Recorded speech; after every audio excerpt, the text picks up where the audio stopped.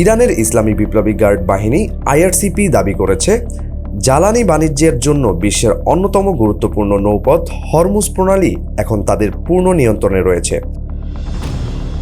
মঙ্গলবার ইরানের আধা সরকারি সংবাদ সংস্থা ফার্স নিউজে এজেন্সিতে দেওয়া এক বিবৃতিতে আইআরসিপি নৌবাহিনীর কর্মকর্তা মোহাম্মদ আকবরজাদে এই দাবি করেন।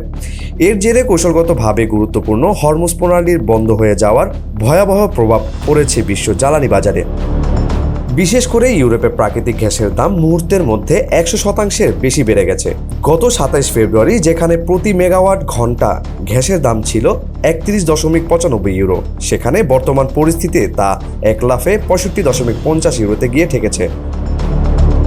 আইআরসিপি কর্মকর্তা হুঁশিয়ারি দিয়ে আরও বলেন, বর্তমানে এই জলপথ দিয়ে যাতায়াতকারী যে কোনো জাহাজ ক্ষেপণাস্ত্র হামলা বা ড্রোন হামলার উচ্চ ঝুঁকিতে রয়েছে। বিবৃতিতে আকবরজাদে স্পষ্ট করে জানিয়েছেন যে হরমুজ প্রণালী এখন স্পষ্টভাবে ইসলামী প্রজাতন্ত্র ইরানের নৌবাহিনীর অধীনে। এই ঘোষণা এমন এক সময় এলো যখন মধ্যপ্রাচ্যে যুদ্ধের উত্তেজনা তুঙ্গে। এর ঠিক আগের দিন মার্কিন প্রেসিডেন্ট ডোনাল্ড ট্রাম্প জানিয়েছিলেন, এই গুরুত্বপূর্ণ নৌপথ দিয়ে চলাচলকারী তেলবাহী ট্যাঙ্কগুলোকে সুরক্ষা দিতে মার্কিন নৌবাহিনী সেগুলোকে পাহারা এসকর্ট দিয়ে নিয়ে যেতে প্রস্তুত। এদিকে মধ্যপ্রাচ্যের পরিস্থিতির ক্রমাগত অবনতি হওয়ায় যুক্তরাষ্ট্র তাদের অজরুরি কূটনৈতিক কর্মীদের জন্য নতুন নির্দেশনা জারি করেছে।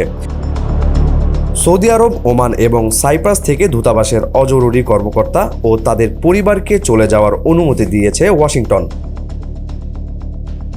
ইএফটি ফার্স্টের সাথে ট্রেড করুন যে কোনো জায়গা থেকে। ক্যাম্পাসে ক্লাসের ফাঁকে, ঢাকার জ্যামে বসে কিংবা ঘরে বসে, ট্রেডিং এখন হাতের মুঠোয়।